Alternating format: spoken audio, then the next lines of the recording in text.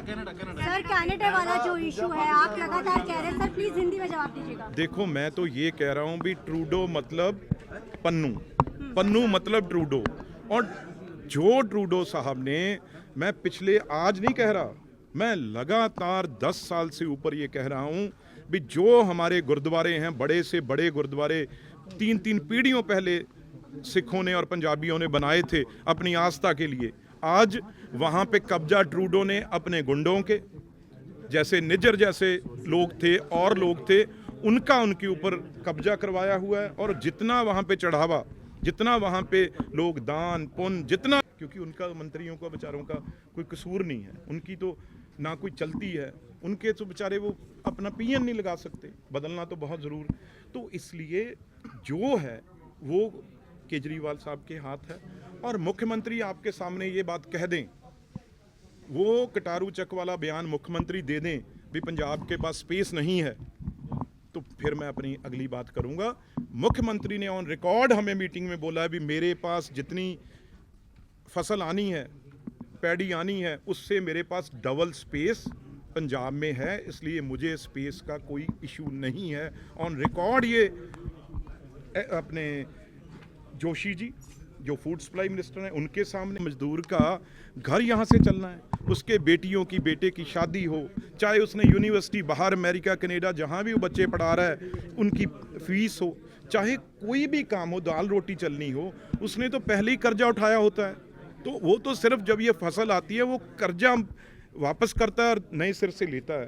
तो उसका तो साइकिल जो है, बिल्कुल केजरीवाल ने और राघव चड्ढा वर्ग जैसे जो बाहर ये खून चूसने के लिए आए हैं पंजाब का, भाई जो सबसे बड़ा, आज कहीं भी मंडी में जाओ आप पूछो किसान से, अगर 200 से 300 रुपया वो क्विंटल कट लगवा लेता है तो उसकी फसल भी उठती है और लिफ्टिंग भी होती है और सब कुछ होता है।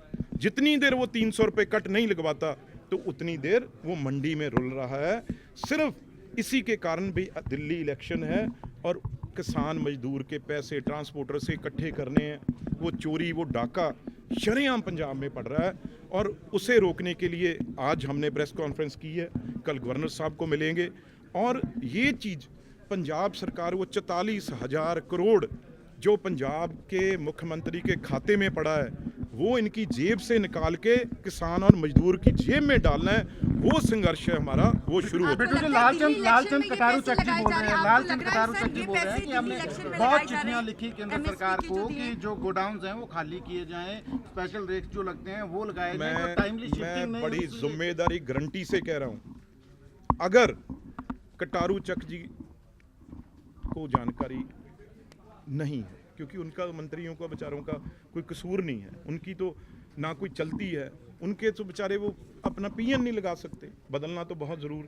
तो इसलिए जो है वो केजरीवाल साहब के हाथ है। और मुख्यमंत्री आपके सामने ये बात कह दें, वो कटारू चक वाला बयान मुख्यमंत्री दे दें भी पंजाब के पास स्पेस नहीं है, तो फिर मैं अपनी अगली बात करूंगा। मुख्यमंत्री ने ऑन रिकॉर्ड हमें मीटिंग में बोला है भी मेरे पास जितनी फसल आनी है, पैडी आनी है, उससे मेरे पास डबल स्पेस पंजाब में है, इसलिए मुझे स्पेस का कोई इशू नहीं है। ऑन रिकॉर्ड ये अपने जोशी जी जो फूड सप्लाई मिनिस्टर हैं, उनके सामने, इनके चीफ सेक्रेटरी साहब वो मौजूद थे उस मीटिंग में, मैं मौजूद था जहां पे ये मुख्यमंत्री सामने ऑन रिकॉर्ड ये बात कही है। केंद्र सरकार ने जो 44,000 करोड़ दिए हैं धान की लिफ्टिंग के लिए एमएसपी के, आपको लगता है वो दिल्ली इलेक्शन में लगाना चाह रहे हैं क्या? हम तो जी किसान के लिए, मजदूर के लिए 10,000 और करोड़ रुपया भी देने को तैयार हैं और देंगे जब अगर एमएसपी और किसान की फसल बढ़ती है। पर ये कहीं ना कहीं 100% क्योंकि कोई सेंटर स्कीम का पैसा इन्होंने छोड़ा है डिवर्ट करने के लिए, सब इनकी जेबों में गए हैं। ये कहीं ना कहीं ये सेटल हो जाए, थोड़ा ये मंडियों से उठ जाए, उस टाइम ये भी ढूंढेंगे ये पैसा किस किस के घर में गया। समस्या की जड़ क्या है? 100% समस्या की जड़ क्या है सारे उसमें जो मुख्यमंत्री और केजरीवाल, जड़ जो है जड़ केजरीवाल है, पंजाब इशू के इशू राज्यपाल इशू से क्या है मांग प्रोक्योरमेंट और लिफ्टिंग में, क्या है? आपको मैं क्या कह रहा लग हूँ है? कोई इशू कोई कुछ नहीं है। आपको बोल तो दिया भी, जो सिर्फ काटने के लिए 300 रुपया पर क्विंटल वो है। जो हाइब्रिड बीज वाला आप बता रहे थे, आप हाइब्रिड वाला किसी क्या भी है? मंडी में जाओ और किसी भी किसान से बात करो भी, अगर आप 300 रुपया कट लगवाने के लिए तैयार हो भी, मेरी एमएसपी से 300 रुपया कम में फसल ले लो, तो आपकी फसल उठती है या नहीं उठती, आप मंडी में जाकर हाइब्रिड वाला क्या इशू है जो आप बता रहे हैं? हाइब्रिड? वो शैलर वाले कह रहे हैं, जब उनसे पूछा गया भी आप क्यों नहीं पैडी उठा रहे, क्यों आप, जो समस्या क्यों आ रही है, तो उन्होंने कहा है जो वैरायटी, क्योंकि हमें 67 केजी पैडी से राइस बना के एफसीआई को देना है, तो जो यहाँ पे भगवंत मान साहब ने और आम आदमी सरकार ने लगवा दिया है हाइब्रिड नाम का कोई, उसकी यील्ड, दो तरह की यील्ड होती है। एक यील्ड तो किसान की कितने क्विंटल एकड़ में हुई, एक यील्ड होती है भी जब चावल बनना है, राइस बनना है, तो वो 67 की जगह 62 बन रहा है। उसमें बड़ी जो दिक्कत है शैलर वालों को आ रही है, वो उनको यही नहीं पता लग रहा भी पंजाब सरकार ने कौन सा बीज, कौन सा हाइब्रिड वैरायटी है जो लगवा दी है, जिससे जब वो उसे पीटते हैं, जब उसे मिलिंग करते हैं, उसमें पहले तो 62 निकलता है और 4-5 किलो वो टूट जाता है, जिन्हों पंजाबी में टोटा कहते हैं, तो वो टूट जाता है, इसलिए उनको वाइबल नहीं है वो।